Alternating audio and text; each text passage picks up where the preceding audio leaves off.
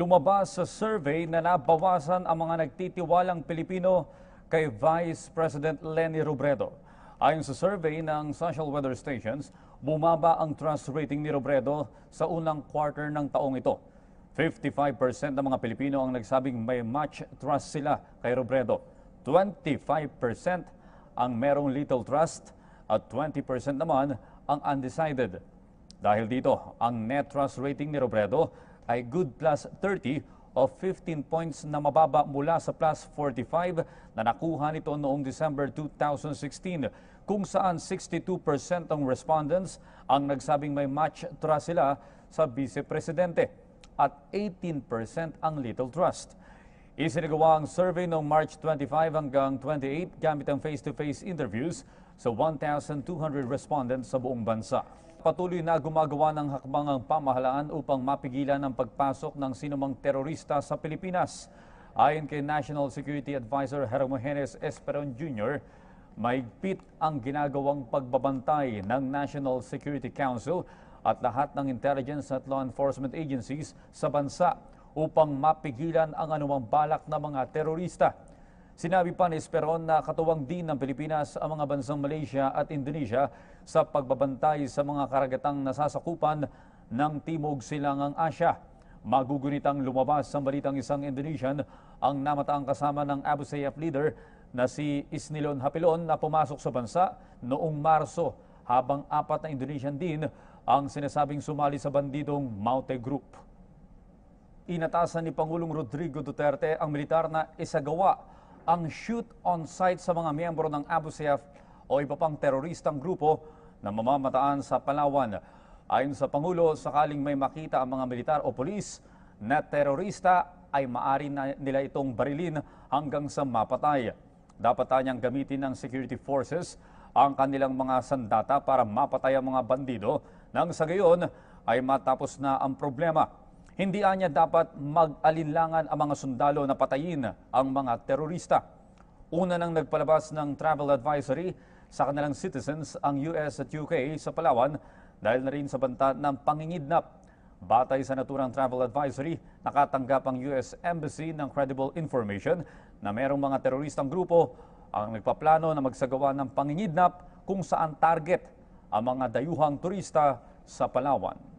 The Group on Violence Against Crime and Corruption is pushing through the filing of an impeachment complaint against Ombudsman Conchita Carpio Morales.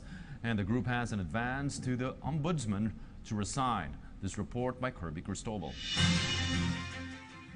The Volunteers Against Crime and Corruption is calling for the resignation of Ombudsman Conchita Carpio Morales before the impeachment complaint rolled up against her. This was the message of the BACC Impeachment Council Attorney Manny Luna during the media forum held in Club Filipino in San Juan City.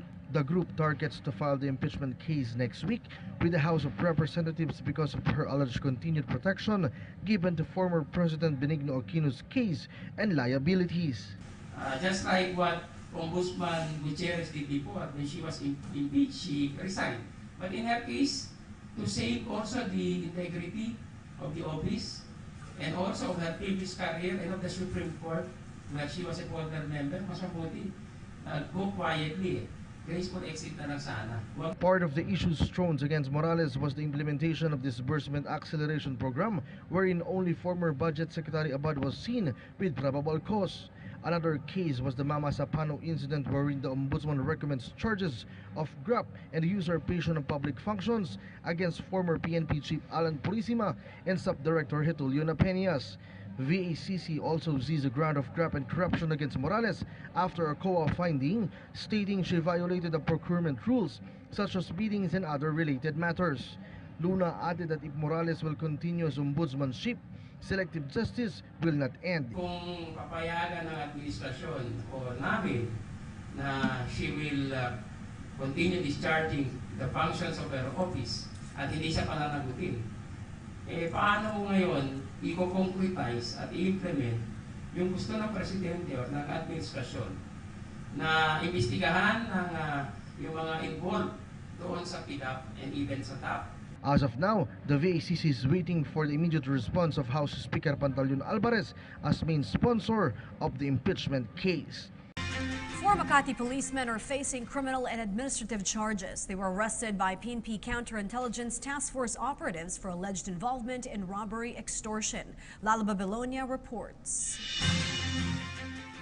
Four Makati police were relieved from their post for being involved in robbery and extortion. In an entrapment operation, the PNP Counterintelligence Task Force or CITF nabbed PO2 Harley Garcera, PO2 Clarence Maynes, PO1 Tim Santos, and PO1 Jeffrey Cañete. Also dismissed from office was their immediate supervisor and Chief of Makati Police Intel Division, Chief Inspector Oscar Pagulayan. Not even Makati Chief of Police Senior Superintendent Jonicio Bartolome was spared from the cleansing of ranks. The entrapment operation was conducted after the victim, who was a businessman, complained that the four police calawags kidnapped him from his bike shop and forced him to provide an initial payment of 100,000 pesos. The victim pawned his car to produce the money in fear of losing his family. The CITF is now searching for other police calawags who could possibly be involved in the syndicate. The entrapment operation conducted by PNP is just a proof that the National Police is committed on its internal cleansing. Yun po yung basis para mag-entrap kami kahagabi. At yung 300,000 ang remaining, nung inabot na yung pera kagabi at 11 o'clock, doon po natin sila nahuli. Apat po sila.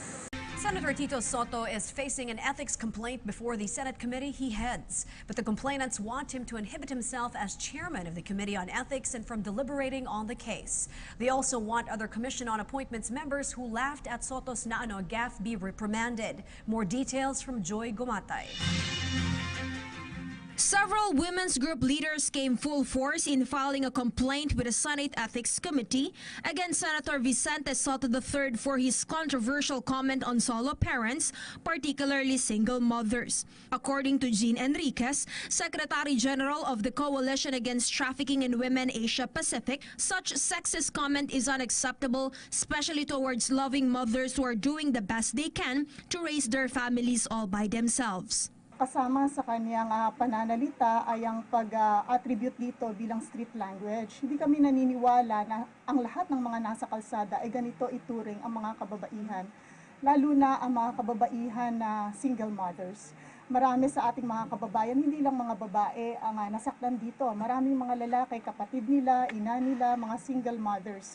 At hindi nila ganito tukuyin ang mga kababaihan. So ang pag-justify niya rito bilang street language, basically is a justification. It's not a sincere apology.